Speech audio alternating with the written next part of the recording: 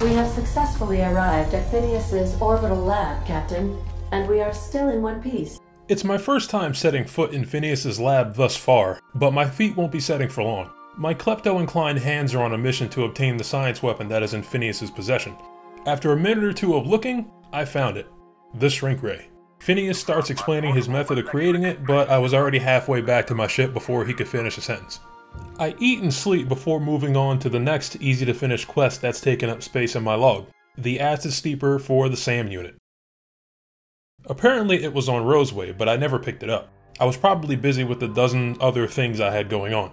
I sprint into the storage facility, completely ignoring the marauders patrolling the outside. Fortunately, the enemies I killed when I was last in here stayed dead, so I strolled right on over to the rack where the acid steeper was sitting, picked it up, and strolled right back out. Somehow, the patrolling marauders who were not within line of sight when I was on my way in were now all right outside the door, so before they knew what was happening, I bolted past them and fast-traveled back to the ship as soon as I was out of range. I installed the acid steeper in SAM,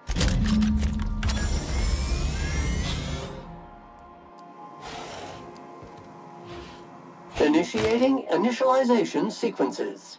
Greetings, customer! and with that I have successfully recruited every companion. SAM units live to clean and clean to live. Up next, I head for the Hermit on Scylla to hopefully get Max's book translated. It's been some time since we were last here, so the outlaws are back on patrol. I'm too lazy to go around them, so I blast through them and the automechanicals directly outside of the Hermit's dwelling. I go to enter the Hermit's place, only to realize my dumbass forgot to bring Vicar Max with me. At least I already cleared the path to and from the Hermit. I go back to get him, and then we enter her home, and she assumes we're there to rob her, which is a fair assumption, but incorrect. For now, anyway. Max presents the book to the Hermit, but she doubts Max's conviction. We've been told this was once yours. I believe the knowledge within here contains the answers I seek. Answers that will free men's minds from toil. I can translate it, but it won't do you any good. I can see you are a man in a hurry, and the insights in that book would take you years of study to fully comprehend. She then mentions if he wants to chance it, she can fast-track his mind to enlightenment with a heavy dose of psychedelics. I ask about the side effects. Either hallucinations followed by unconsciousness and a headache, or raving insanity, which can be fun in its own way. I speak on his behalf, stating that Max is prepared for anything, otherwise he wouldn't be here. Then she asks a question that pretty much drives the final nail in the conversational coffin. How did you find me? What happened to the thief who stole my book? I don't know what happened to him, but we killed his son. But we had a good reason. Or maybe not. In hindsight, we may have acted rashly. I lack the persuasion skill to plead with her, so out of the two other options, I said what amounts to, pretty please? I must refuse. I never paid attention to the two opposing religions in the Outer Worlds, but here's the rundown. On one side, there's philosophism, and on the other, there's the Order of Scientific Inquiry, also referred to as Scientism, of which Vicar Max is a follower. According to the game's wiki, OSI teaches that the Grand Architect, probably a stand-in for God, set a perfect system in motion at the beginning of time, and then stepped back to let things unfold according to his grand plan. Eventually, followers seek to decode the plan in order to understand it fully, because once you understand the inner mental workings of a higher power like the Grand Architect, you will understand everything. The past, the present, and the future will be known alongside each individual's role within the plan. Ultimately, this will remove struggle and bring an everlasting inner peace to all. The Hermit's refusal to assist him in his mission to decode the plan basically means she doesn't feel he is worthy of reaching that goal. She herself acts like she has decoded it herself, but I can't confirm that. Either way, Max's spiritual journey ends here, and he achieves a different kind of enlightenment. No. I don't accept it. I did find the truth.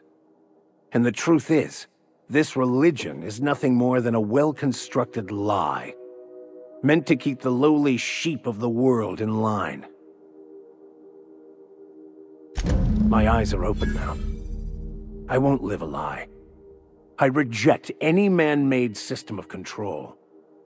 What I'll do next? I just don't know. For better or worse, Vicar Max's companion quest is complete, and I hit level 17. I put my persuasion skill over 55 because that skill seems to be very important right now, and placed the leftover points into the tech category. With that settled, it's time we head back to Monarch. I've got a good bit of work ahead of me, so I hit the hay and then have a snack before heading out. We land in Cascadia and start our search for Catherine's Alta Vitae gas that she requested. Joke's on me though, because the secret lab where the gas is kept is on the opposite side of the Cascadia Bridge, which is still blocked. I board the ship yet again and set it down over in Fallbrook, which is the closest spot to where I need to be. Catherine did not lie, because on approach to the south side of Rizzo's Cascadia, I was met with a squad of marauders blocking my only way into town. So I showed them why it's not a good idea to stand between me and a paycheck. Once I made it into town, I took to the rooftops to snipe any enemies dumb enough to have their heads out of cover. But they did the smart thing and ran behind a building. They all started walking out on a single file line as soon as I climbed down off the roof, so those smarts did not last very long. I made it to the building I needed to be in, killed a marauder who was minding his own business, and then took the lift down to the Rizzo secret lab to score me some of that gas. I have a quick look around the lobby and sell some junk to the vending machine. I spy some Rizzo auto mechanicals through a window and get ready to engage. Only that was not their immediate concern. Proximity alert. Biology human. Protocol kill all plants. Suspended. Present your Rizzo identification credentials or prepare to be downsized. I tell them I'm not a threat, but... Weapons primed. Engaging. I took the electricity mod out of my assault rifle to better deal with all the threats above ground, so I have to hope for the best with these bots and conserve ammo where I can. I eventually find the room with the control terminal, and also a stronger plasma rifle, so that worked out great. I use the terminal to signal Ada to bring the ship down and she gets into position. Next stop is the refueling terminal. I proceed through a hallway that runs parallel to a room full of Mantis drones. There are no doors to the Mantis room on this side, so I continue looting my way through the labs, deal with a few proximity mines, and reach the end of this hallway where more automechanicals are waiting for me. Once they're dealt with, I proceed through more hallways with no particular direction in mind, and before I knew it, I was at the door to the Mantis room.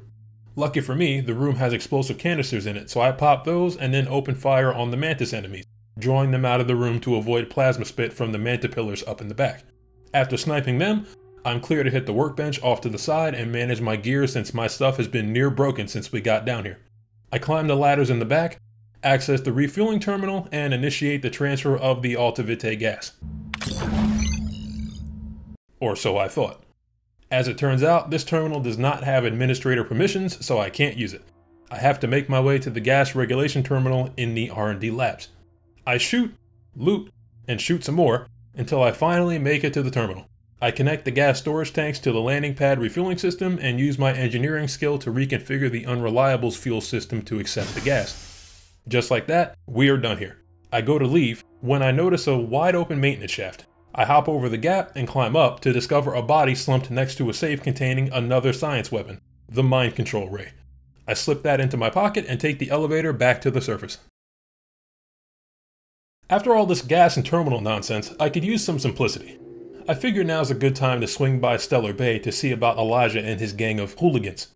I fast travel back to the Unreliable, stash the science weapon I found, and have Ada set us down at Stellar Bay. I exit the ship, pretend like Grim doesn't exist, and head around the back of the yacht club. Just like Nell said, I found me some hooligans, but it's obvious from jump that hooligan is an understatement. Hey, what are you doing here? This is our secret alley. Berta already pissed by those crates to market. I bring up Isaac and Elijah does not deny his involvement. I use my intimidation skill twice in a row, basically letting him know that he has exceeded the time frame of fucking around and he is dangerously close to finding out. Most of the pencil pushers around here cave as soon as you look at them funny. Fine, we're going. This ain't worth it. With Elijah and his cronies on their way out, I remember Nell saying that Sanjar Nandi, the planet-side representative of MSI, would be delighted to know that someone dealt with them, so I pay him a visit. Before I get my first dialogue prompt, I already don't like him. Well, new business turns up at last. Celia, didn't I tell you our new statistics-based advertising model would be a hit? That you did, sir. How can yield improvements of 26.7% not quicken the pulse? How can 32% cost savings not moisten the loins? You've often posed these very questions. I have no interest in helping the board or its many corporations, so I keep the conversation brief. First, I let Sanjar know Isaac is dead, and I ran the perpetrators out of town. I've been consumed with other matters of late, but I would have dealt with them. Eventually. Second, I bring up his performance review that I found a while back, but all it seems to do is dredge up his well-deserved feelings of inadequacy. Please, I can't think about this right now. Celia, schedule 30 minutes of inconsolable weeping later today. I'll pad it out with an extra 15, sir. My main quest is to scale Devil's Peak and talk to the information broker, Hiram Blythe, but he's not going anywhere anytime soon. Then there's the business at the Bourse factory I still have to take care of for Catherine. Aside from those two objectives, I opt to go see Lilia Hagen since the job she sent me down here for is now complete. I fast travel back to the ship, head for the Groundbreaker, take care of my body, and head out. There's actually another quest I can do while I'm here. Locate the science weapon somewhere aboard the Groundbreaker. My journal entry for the quest states that Gladys may have intel on the weapon's whereabouts, so I head to her and buy a datapad she has in her inventory. The datapad, belonging to Groundbreaker Security, references two separate incidents concerning the same guy. I won't bore you with the details, so here are the cliff notes. Security responded to what police here in the US would call a 1051. A drunken John Doe got into a bar fight with an engineer and, as a result, got tossed out into the back bays of the Groundbreaker, ranting about some hammer. A whole 2.5 months later, the same John Doe locked himself in the repair room of docking slip 13 and refused to come out, still hollering some shit about a hammer. Security would have handled it, but their shift had ended. What are you gonna do? At least now I know where to go. I head through the worker bunks, and up above one of the bunks on the back wall is an open shaft which leads right out into, you guessed it, docking slip 13. I come out behind some crates, and just as I leave cover, I'm met by a squad of outlaws, so I immediately backstep before they see me. It's been a while since I used my melee weapon, so I whip it out and wait for an opportunity. I get a perfect stealth kill, and somehow every other enemy notices me. There's not a lot of places to run or take cover, but I managed to make it out of that scrap alive. I nab a keycard off the outlaw squad leader and gain access to the room where the final science weapon is stashed, the prismatic hammer. The XP from this was more than enough to level me up to 18. I put points into the science and lockpicking skills and unlocked the soliloquy perk, which increases dialogue skills by 10 when no companions are in my party. I can't crawl back out of here the same way I crawled in, but luckily there is a door that I can unlock and leave through. Now, for the other reason I'm here. I make my way up to Sublight Salvage and Shipping to see Lilia Hagen. That gas is going to make us a fucking mint. 120-some cubic meters of it, at 1,000,000 bits a pop. Take this, you've earned it. When we get buyers lined up, I'm gonna buy a gold toilet to shit in. I figured she was going to pay me and let me be for a while, but she already has another job for us. You're gonna salvage me a space station. Heliospheric Research Station 1084, to be exact. I want it. Cobwebs and all. Interested? At least it sounds fun.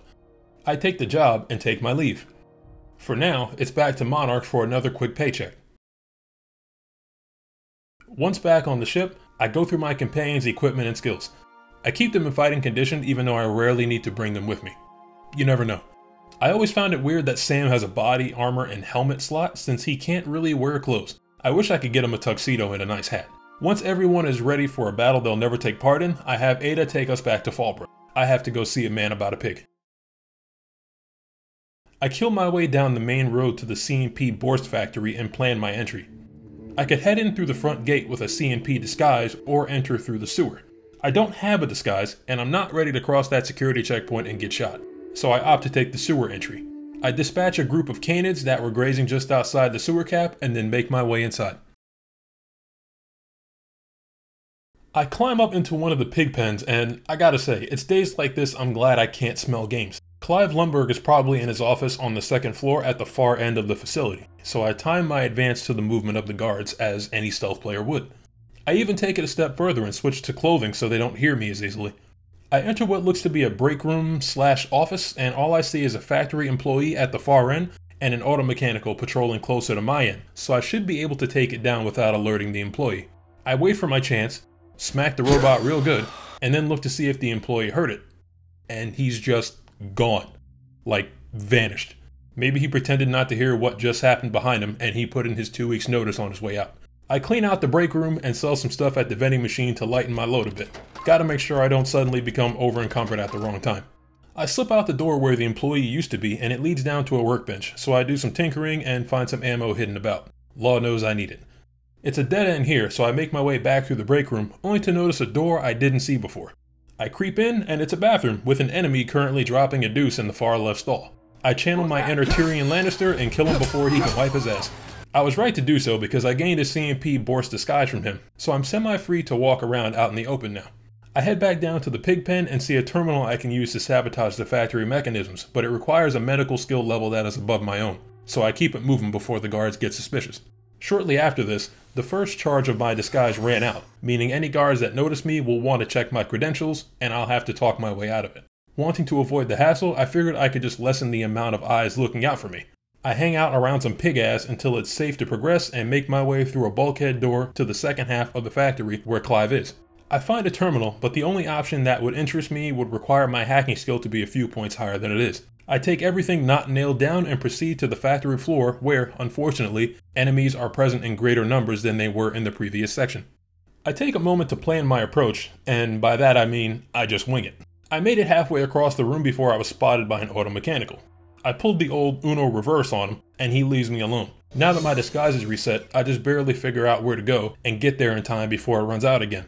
I find another terminal with an option unavailable because my engineering skill is insufficient, and this is just getting annoying at this point. I make my way to a door that I need to lockpick, and once inside, I come face to face with Clive Lundberg. Then immediately regret it. Whoa now. And just what do you figure you're doing up here? These are my private quarters, friend. I don't allow tours up here. I don't allow tours ever on deeper consideration. I use my perception to let him know he's got a little something on his apron. Certain things require a mess to do well. See, I was just killing sometime. He asks what I want, and I openly tell him Sublight sent me to kill him. He knows it was probably Catherine that commissioned the job, and he's prepared to make me a counteroffer. Bring him Catherine's severed head, and I will gift you a lifetime supply of Borscht. Food is great and all, but I can't buy drinks at the bar with canned meat, so I chose violence instead. Piss, and I had hoped it might not come to this. Thankfully, Clive is a melee man, and I already had a melee weapon drawn when I walked into the room, so the fight was on. He does a considerable amount of damage, probably due to the fact that I didn't put my armor back on before engaging in combat, but TTD allowed me to land the final hit just in the nick of time. Job well done, I'd say. I loot Clive and use his keycard to get the hell out of there. Once outside, I unseal the back door and make a mad dash because I don't know if the security auto mechanicals will attack me or not. Once out of range, I get my armor back on and fast travel to the ship. From there, I head out into Fallbrook and over to Catherine's office to tell her she's clear to take over the factory.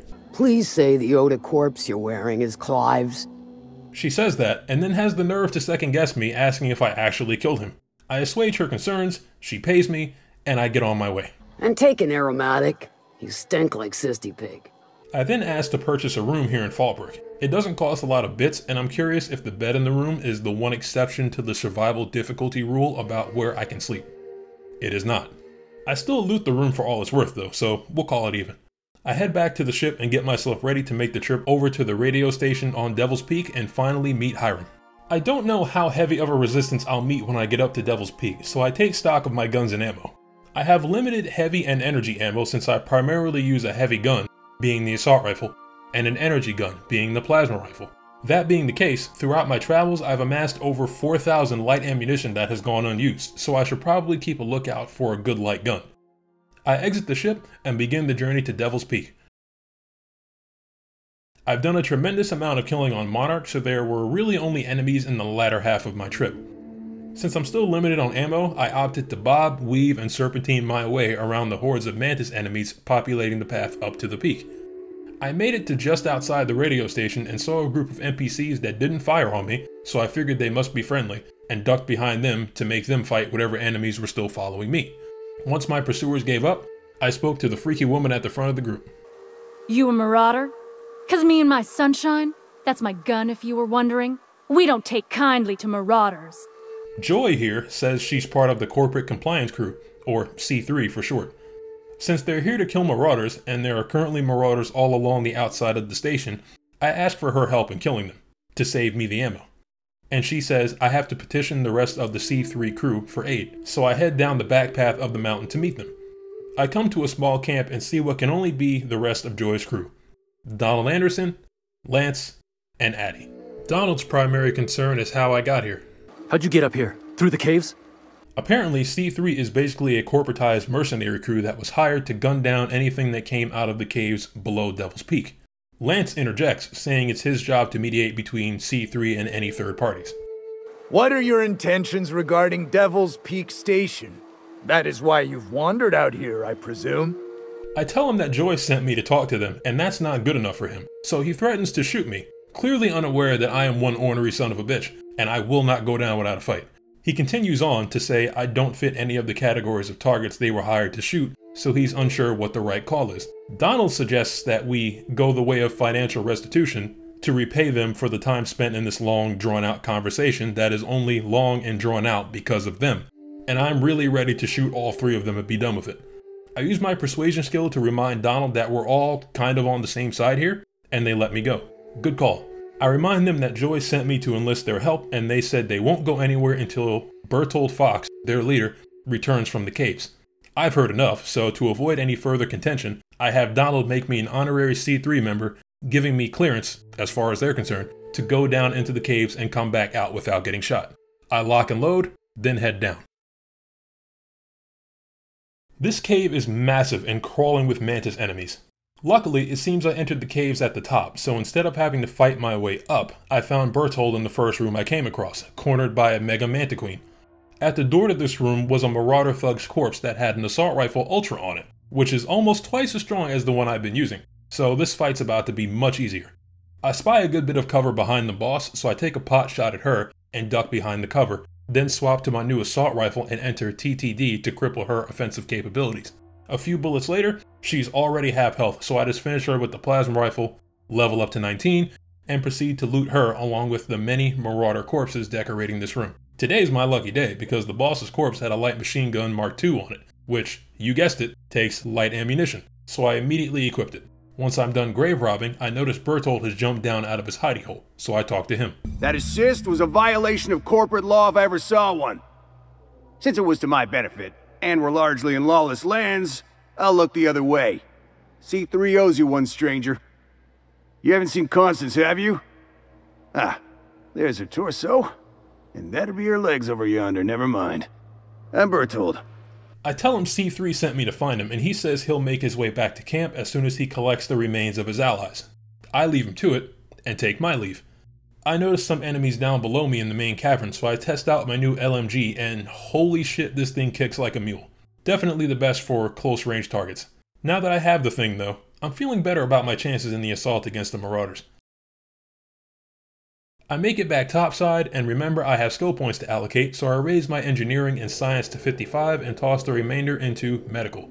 Since 55 to 60 seems to be the current sweet spot for a lot of skills, I should be better off from now on. Back at the C3 camp, I talk to Bertold and he rewards me with some bits, as well as the keys to the weapons locker inside their camp. I'm curious, so I ask who hired C3 and why they were hired. He calls himself the Broker, and prefers the glow of a terminal to flesh and blood interaction. But I can't fault his work ethic.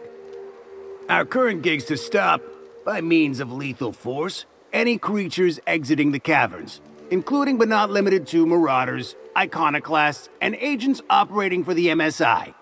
So, Hiram Blythe, who we know is the information broker, hired C3 to kill anything exiting the caves below Devil's Peak. This would have worked out fine, but I guess Hiram neglected to remember that the path up the outside of the mountain was still wide open as long as whoever or whatever could make it through the mantis monsters. Essentially, since the C3's job was only to watch the cave exit, they didn't give a fuck about anything else, which led to Marauders making it up to the station and Hiram barricading himself inside. If I were Hiram, I'd get my money back. That aside, Bertold radios up to Joy and Hudson to tell them to help me. I head into the camp building to loot everything, repair and mod my new weapons at the workbench, and head back up to the station to begin the assault. I talk to Joy and tell them to get to work. You're A-okay, stranger. Hear that, Hudson? It's payday. I fire the first shot, and a Marauder automechanical rocket jumps towards the back of us. I enter TTD and pop him in the legs to cripple him while he's still mid-jump, and he ragdolled into a tree. I only used 2 or 3 bullets, but I guess the impact killed it because it did not get back up. A dozen Marauders later, and all is quiet, so I climb the catwalk to enter the tower. The Marauder leader must have been watching too many Instagram videos because he tried to give me a haircut with a flamethrower. I responded by putting some new holes in his body. Now that the outside is cleared, I head into the station to find Hiram. Since this is now officially close quarters combat, I whip out the light machine gun and go to work shredding any Marauder dumb enough to still be here. As I'm looting my way around, I hear something. I can't tell if you're brave or simply touched in the head. What in the galaxy are you doing sniffing around my station? Unless you are, in fact, trying to suicide by Marauder? Obviously that was Hiram. Nice and coherent. Good. Take it you're not with the Marauders then. And he correctly deduces I'm not a Marauder. I tell him I'm here with C3 and he too is dissatisfied with their performance. Hiram lifts the lockdown on the elevators and doors and gives me the go-ahead to clear the place out, so I continue doing just that. I head up and, to my surprise, here comes the C3 crew to do their damn job. I can't let them have all the fun, so I cap a few Marauders to make things easy on them. After clearing out the rest of the room, I trip over Donald's body so it's clear he was not up to the task. I proceed up towards the sound of fighting, only to find Bertold's body doing yoga off to the side, and a pile of ashes which used to be Addie. Poor girl. Died how she lived. Dusty and quiet. I use the intercom at the door to tell Hiram the coast is clear, and he lets me in for a chat. Never thought I'd be ecstatic at having the walls painted in blood, but seeing as it's not mine, I'd say this calls for a celebration. Hiram pays me for my troubles and then asks me why I am there. I tell him I'm looking for the information broker, clearly him, and he guesses right off the bat that Phineas must have sent me. It makes sense since Hiram is constantly parsing through radio broadcasts here at the station, and Phineas's current status as a fugitive is not a secret. I knew it was only a matter of time before he came a-knocking. Look, I might be late, but I fulfill my contracts, always. Hiram says he's waiting on a broadcast from the contact who is supposed to be supplying the chemicals that Phineas is after, but the airwaves have been scrambled for quite some time due to the constant power struggles and recruitment broadcasts between the Iconoclasts and Monarch Stellar Industries. Come to think of it, when I went by left field tossball betting and asked about Isaac's murder, Nell did mention the tossball broadcasts were increasingly sporadic as of late. Anyway, I tell Hiram that I'll try to resolve things between the two factions as best I can. Worst case scenario, I can just kill one or the other. Or both. We'll play it by ear. I bid farewell to Hiram, loot his office, and head out the door. Despite everything I've done thus far, it looks like my work on Monarch is not quite over yet.